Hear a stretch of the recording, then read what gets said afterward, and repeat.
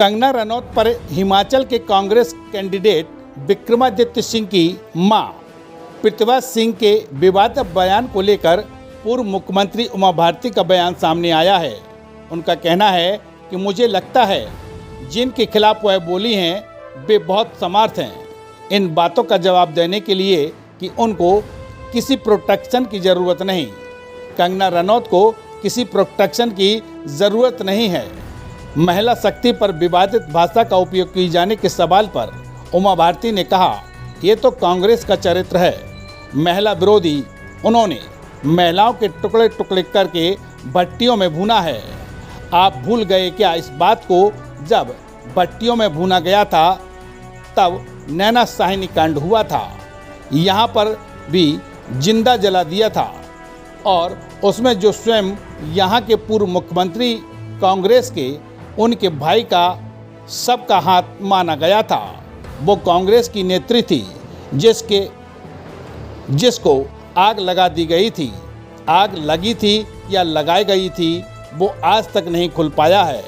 तो इनका तो चरित्र ही महिला विरोधी है, इसलिए ऐसी बातें बोलेंगे। बाकी वो लड़की जो फिल्मी हीरोइन है, जो खड़ी हुई है, वह सक्षम है अपना बचाव करने में। वह बहुत ताकत से अपना बचाव करती है और वो बोलती बंद कर देती है। मुझे लगता है कि जिनके खिलाफ वो बोली हैं वो इतनी समर्थ है इन बातों का जवाब देने के लिए कि उसको किसी प्रोटेक्शन की ज़रूरत नहीं है। लेकिन वो जो लड़ रही हैं चुनाव, क्या नाम बताया, कंगना, उनको किसी प्रोटेक्शन की ज़रूरत नहीं। पान खाए इसलिए वो टपक रहा है। तो तब भी क्या मानते हैं महिला शक्ति होने के नाते इस तरह शब्दों का उपयोग करना, पहले मंडी में भाव उनके लिए कहा गया और अब इस तरह के बयान दिए गए उनके लिए? तो कांग्रेस का चरित्र है ना महिला विरोधी। उनने महिलाओं के टुकड़े टुकड़े करके उनको भट्टियों में भूना है। आप भूल गए क्या इस बात को? जब भट्टियों में भूना गया था, नैना साहिनी कांड जो हुआ, नैना साहिनी थी ना शायद वो, हाँ, जो कांड हुआ था, तो इनका तो यहाँ पर भी जिंदा जला दिया था। और उसमें स्वयं जो पूर्व मुख्यमंत्री हैं यहाँ के कांग्रेस के, उनके भाई का सबका हाथ माना गया था। वो कांग्रेस की ही नेत्री थी जिसको आग लगा दी गई थी। क्या नाम था उसका? मिश्रा, एक मिश्रा थी वो। उनका पूरा नाम मुझे याद नहीं आ रहा है, अगर आपको स्मरण हो तो। आप लोग भी छोटे हो ना अभी। जी हाँ, भोपाल में आग लगा ली थी उस महिला ने। आग लगा ली थी कि लगा दी गई थी, आज तक नहीं खुल पाया। तो इनका तो चरित्र ही महिला विरोधी है, इसलिए ऐसी बातें बोलेंगे।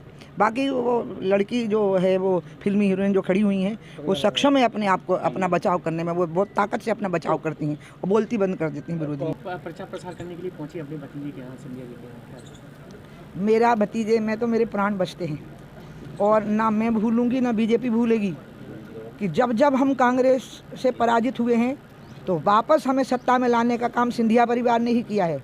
एक बार अम्मा ने किया था जब उनने कांग्रेस की सरकार गिरा करके जनसंघ की सरकार बनवा दी थी, और वही काम फिर ज्योतिरादित्य ने किया जब कांग्रेस की सरकार गिरा करके बीजेपी की सरकार बनवा दी। इसलिए वो तो सिंधिया वंश का एक ऐसा चिराग है जो हमारे घर में आके उजाला हुआ है, और मैं तो उनके साथ, मतलब आप समझ लीजिए कि वो मुझे सबसे प्राण प्रिय भतीजा है मेरा। अब वो चुनाव जीतेंगे, वो बहुत सरल और विनम्र हैं।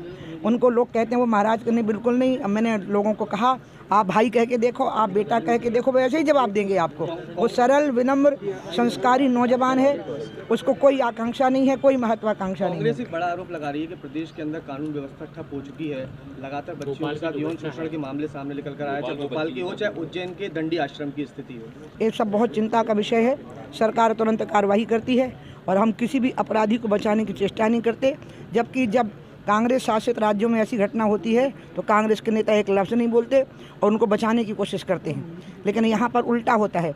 एक पुलिस वाला कह दे कि कभी अपराधी को पकड़े जाते समय किसी हमारे एमएलए या एमपी का फ़ोन गया हो या बीजेपी के नेता का, नहीं, हम ऐसी घटनाओं की निंदा करते हैं और तुरंत कार्रवाई हो। हमने शिवराज जी के समय पर फास्ट ट्रैक कोर्ट बनाया है कि इस प्रकार के अपराधियों को तुरंत सजा मिलनी चाहिए। शिवराज जी का भारत में एक अनूठा प्रयास था फास्ट ट्रैक कोर्ट बनाने का ऐसे अपराधियों के लिए। जब आप शिवपुरी पहुंची तो कांग्रेस लगातार ये आरोप लगा रही थी कि उमा जी को जब मैदान में लाया जाता है जब उनकी जरूरत पड़ती है बीजेपी को, ऐसा आरोप लगाया। इसको मैं अपना भाग्य मानती हूँ कि बीजेपी को मेरी ज़रूरत पड़ती है तो मैं आ जाती हूँ, क्योंकि मैं बीजेपी ने मेरे ज़िंदगी में इतनी महत्वपूर्ण भूमिका निभाई है मेरी पार्टी ने।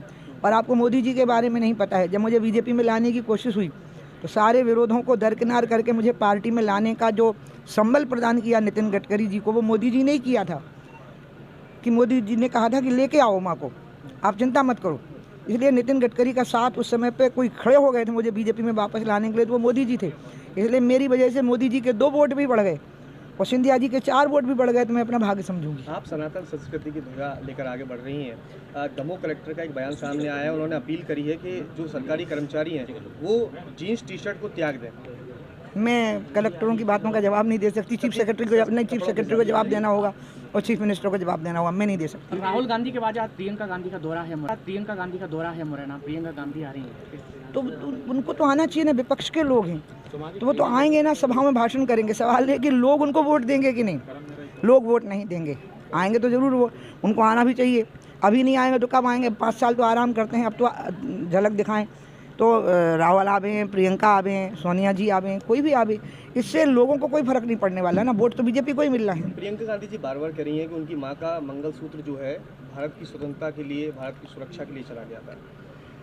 कारगिल में इतने जवान शहीद हुए हैं। राजीव गांधी जी की शहादत को हम भूल नहीं सकते, इंदिरा जी की शहादत को भी हम नहीं भूल सकते, लेकिन राजीव और इंदिरा गांधी की शहादत पर प्रियंका और राहुल राजनीति करें, ये बहुत शर्मनाक है। वो पूरे देश के लिए शहीद थे, हम सारे देश के लोग इस बात के लिए दुखी थे, इंदिरा जी की शहादत पर भी और राजीव जी की शहादत पर भी। हम सब उनको मानते हैं कि देश के लिए शहीद हुए, लेकिन उस शहादत पर वोट मांगना, उस पर राजनीति करना, ये दोनों भाई बहन के लिए शर्मनाक है। एक सवाल ये है कि आप हमेशा अवैध उत्खनन के खिलाफ रही हैं। एदल सिंह कंसाना है, मंत्री हैं, उन्होंने मुरैना में कल कहा है कि अगर ट्रैक्टर ट्रॉली पकड़ते हैं तो आप मुझे फ़ोन करो, मैं छुड़वाऊंगा हमारी, लेकिन कैसी भी जीत दिलवा दी। मेरी एदल सिंह से एक बार बात हुई थी, एदल सिंह मेरे घर ही आ गए थे इस विषय पर बात करने, तो उन्होंने जो अपना पक्ष रखा था, उसके बाद मैंने उनको कहा था कि आप ये देखिए कि जनमानस को परेशानी ना हो और नदी का जो अविरल प्रवाह है वो नहीं टूटना चाहिए। और एक बात मैंने कलेक्टर को भी कही थी। इसलिए अब एदल सिंह ने नया बयान दिया है तो मैं बता नहीं पाऊंगी जब तक कि मैं उस बयान को पढ़ नहीं लूँगी। आपने गलत नहीं कहा है, लेकिन जब तक मुझे पता नहीं लगेगा ना, आपने भी पढ़ा ही होगा ना। नहीं, अगर का जवाब नहीं देना चाहिए ना मुझे। क्षेत्र की ऐसी छोटी बड़ी खबरें देखने के लिए जनपहन न्यूज चैनल को यूट्यूब पर भी कीजिए सब्सक्राइब और रहिए खबरों से अपडेट।